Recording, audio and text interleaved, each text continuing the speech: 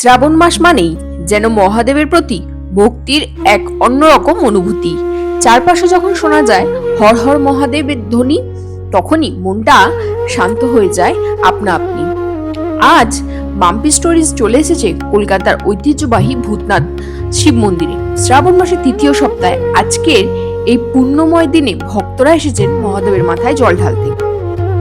সকাল থেকেই মন্দির চত্বরে ভক্তদের আনাগোনা চোখে পড়ার মতো। কারোর হাতে গঙ্গা জল, কারোর হাতে ফুল, বেলপাতা, ধুতরা, আর সবার মুখে একটাই নাম, মহাদেব। অনেকে বিশ্বাস করেন শ্রাবণ মাসের ভক্তি ও নিষ্ঠার সঙ্গে শিবের আরাধনা করলে মহাদেবের আশীর্বাদ লাভ করা যায়। তাই দূর দূরান্ত থেকে বহু মানুষ এই সময় শিবের দর্শন করতে আসেন। জল ঢালার সঙ্গে সঙ্গে ভক্তদের চোখ মুখে যে বিশ্বাস, আবেগ, সেটা সত্যিই দেখার মতো। কেউ নিজের পরিবারের মঙ্গল কামনা করছেন, কেউ প্রার্থনা করছেন প্রিয়জনের জন্য, আবার কেউ শুধু মহাদেবের চরণেই নিজেকে সমর্পণ করছেন। ভক্তির এই মুহূর্তে যেন চারপাশের কোলাহল কয়েক মুহূর্তের জন্য থেমে যায়। জলের পাশাপাশি মহাদেবকে অর্পণ করা হচ্ছে বেলপাতা ও বিভিন্ন পূজা সামগ্রী।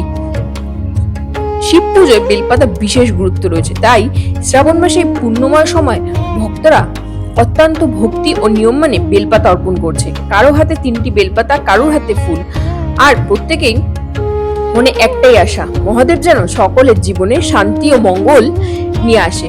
ভূতনাথ মন্দিরের এই পরিবেশে দাঁড়ালে একটা আলাদা অনুভূতি হয়। ঘন্টার শব্দ, ধূপের গন্ধ, ভক্তদের হর হর মহাদেব ধ্বনি সব মিলিয়ে তৈরি হয় এক আধ্যাত্মিক পরিবেশ। শ্রাবণ মাসের তৃতীয় সপ্তাহে সে ভক্তির আবেগ একটুও কমেনি, বরং যত এগোচ্ছে মহাদেবের প্রতি মানুষের টান আরো বাড়ছে। আর যেসব ভক্তরা এই ভূতনাথ মন্দিরে আসতে চাও, তারা অবশ্যই শ্রাবণ মাসের এই পুণ্যতিথিতে ভূতনাথে এসে বাবার দর্শন করে যাও। তবে যারা ভাবছো যে আমরা ফুল বেলপাতা কোথায় পাবো, তাদের উদ্দেশ্যে বলি, এখানে তোমরা কিন্তু সবকিছু পেয়ে যাবে। ভূতনাথের সব থেকে মজার বিষয় হলো, একদিকে যেমন নিমতলা মহাশ্মশান, তেমন পাশে গঙ্গার ঘাট, এবং তার মাঝেই বিরাজ করছেন স্বয়ং মহাদেব।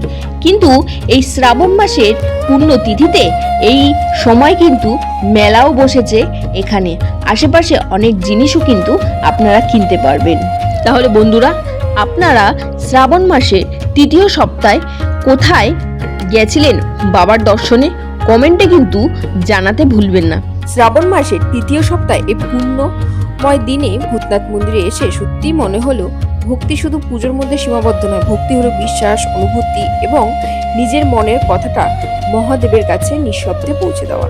আজ যারা মহাদেবের মাথায় জল অর্পণ করলেন, তাদের প্রত্যেকের প্রার্থনাই যেন পূর্ণ হয়, এই কামনাই করি। আপনারাও যদি ভূতনাথ মন্দিরে এসে মহাদেবের দর্শন করে থাকেন, তাহলে কমেন্টে জানাবেন আপনাদের অভিজ্ঞতা। ভিডিওটা ভালো লাগলে অবশ্যই মাম্পি স্টোরিজের সঙ্গে থাকবেন। ভিডিওতে একটি লাইক করবেন, বন্ধু ও পরিবারের সঙ্গে শেয়ার করবেন, এবং নতুন ভিডিও পেতে চ্যানেলটি সাবস্ক্রাইব করতে কিন্তু ভুলবেন না। আজকের মতো এখানেই শেষ করছি। হর হর মহাদেব, জয় বাবা ভূতনাথ, ওম নমঃ শিবায়।